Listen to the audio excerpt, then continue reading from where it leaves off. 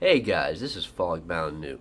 So I just filmed part two, and I really want to get on this because I've been missing videos and such. So I'm just going to go straight in to part three here of living in a state halfway house. So yeah, I mean I've talked already enough about the that particular job and such. Living in that area, I was pretty close to a main avenue. So that was one thing, is like on that main avenue you see all types of shit and all that. And as the last thing I was really talking about was getting phone calls, because my phone number, it was Metro POS, so that's where I got my phone from. So they reuse numbers and shit. So my previous phone number, of course, belonged to some Spanish prostitute that probably had a Metro POS as well. Go figure. So I was getting the weird phone calls at like 1 o'clock in the morning. And I'm in this state halfway house where everybody's like, "What the fuck?" And I have to answer the phone and tell them, "No, this is not Trixie. She doesn't have this number anymore." And I get phone calls in Spanish where they didn't know. I even got phone calls from the family. I'm like, "Oh, we're just so worried about our daughter. She." And like some of them spoke English. Then you had the other ones that are like, "¿Qué pasó? ¿Dónde?" Like freaking speaking some Spanish shit. I'm like, "No comprende. Alaba no español. No, this is not Trixie's number. You're just trying to get the message across." So, all right, going on from there. So the next bit was I got fired from that job. They gave me my last check for the hourly and just told me to kick rocks. Um, Whatever. These sort of things happen and such, so I couldn't be down about it. I didn't bother telling the halfway. I would still take my work passes because they only gave you a certain number of passes during the week. One pass during, I think it was like two passes a day. Now, I was very fortunate because I left that company, and one of the girls in the girls' halfway house was working for another telemarketing agency, and they needed people. So, hop on that bandwagon. And I was catching rides with her in the morning, going all the way to down south to I'm not going to say, because I'm not. That's part of my videos. Is I don't share about locations. I don't share about names. I don't share about particular entities. The only thing I will tell you is that all this takes place in South Florida. Now, this particular telemarketing agency was 2 cities down from where we were. So, yeah, I would catch rides with her, go all the way down even further into the city, and I mean, part of this is part of the whole megatropolis down here, where you have a stretch from, West Palm Beach all the way down to Miami. So it's all just one giant city, really.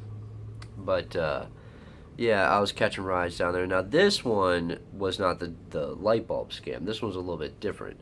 This one was a golf magazine where we had to sell the advertising space, which we send these magazines out to golf courses.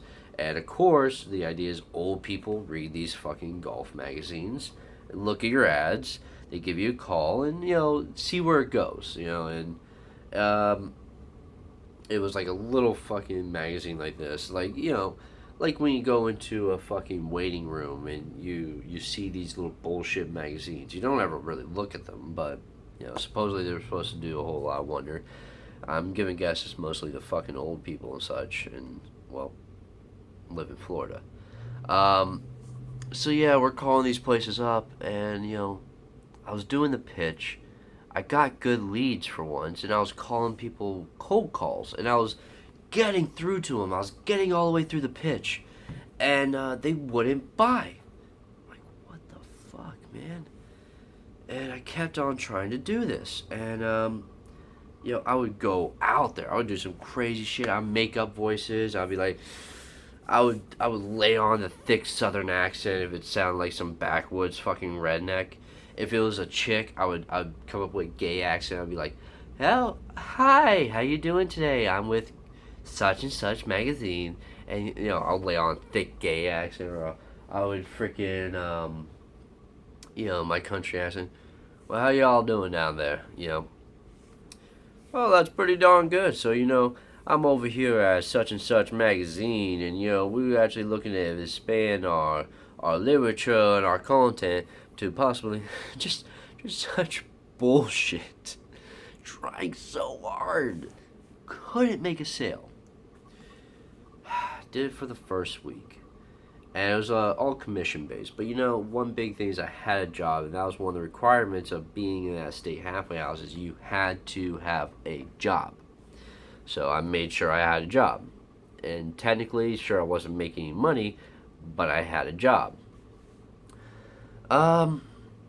So yeah, and at that time they were booting us out of the state halfway.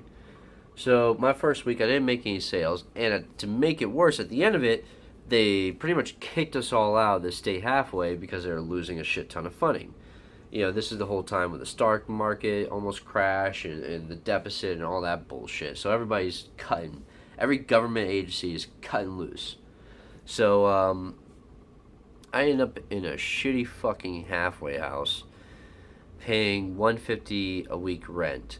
This halfway house, yet again, I'm not giving any particular location, but the main street was Martin Luther King Boulevard. I'm not trying to say anything bad about a neighborhood with a street name named Martin Luther King Boulevard, but this one in particular was a shit show. I was the definite minority in that area. Yet again, not speaking bad about anybody or anything like that, but yeah. There is a fat woman walking outside my house. Jesus fucking Christ. I don't even understand how you can walk like that. Alright. So, yeah. My mother was a big part of all this. Once a week, she would come down, buy me some groceries, give me a pack of cigarettes, and that was a big part of how she was helping me. Now, after a week in this halfway house in the worst part of town, and the second week of working for that company just was like, "Look, we can't do anything. You're fired." So that was fine. Whatever. Fuck it. I wasn't making any sales anyways. After a week of being in that halfway house and realizing that I couldn't afford it, my mother came down and was just like, "Look, this is bad. I'm buying a new house in the northern part of Florida, up in the Panhandle, because land's really cheap up there. I'm going to buy a plot of land and a big house and such. And this place that I have now is in foreclosure. I'm going to give you the keys, and you can stay until the cops kick you out." Really? Yeah, the only bill you have is the electric bill. The water and cable are through the homeowners association, so you have to pay them too. Well, fuck the homeowners association. I didn't pay them jack shit, which came back to bite me in the ass, but you'll hear about that later. So yeah, moved to the other end of that particular county in the nicest neighborhood with a 2-story townhouse with 3-bed, 2.5 bath. The master bedroom was fucking massive. I had a massive bathroom that I could walk in, a walk-in closet and such, and even a home office. Like, I scored. I did great. Fucking A. So, but yeah, I was jobless. But things were about to change, and you'll definitely hear more about that in the next video. But that ends this episode. And one big thing that to share about is that particular job, that golf magazine job. The day before I got fired, this woman came in there and started yelling and screaming about how her ad wasn't put in the magazine, how everything they're doing is illegal, and all this shit. Found the actual address and came there. And that was another reason why I left. And that girl that got me the job, I really feel bad for her for what happened. You see, the golf magazine was selling advertising space illegally. They didn't have a sales license. So the police came and raided that place after I left. Everybody that was there caught a criminal charge. Anybody that made any sort of sales as a way to crack down on these places. That girl that was in that halfway house that still had time hanging over her head with the probation she was on suddenly got a violation of probation and was looking to face more time. As for me, I didn't make a single fucking sale.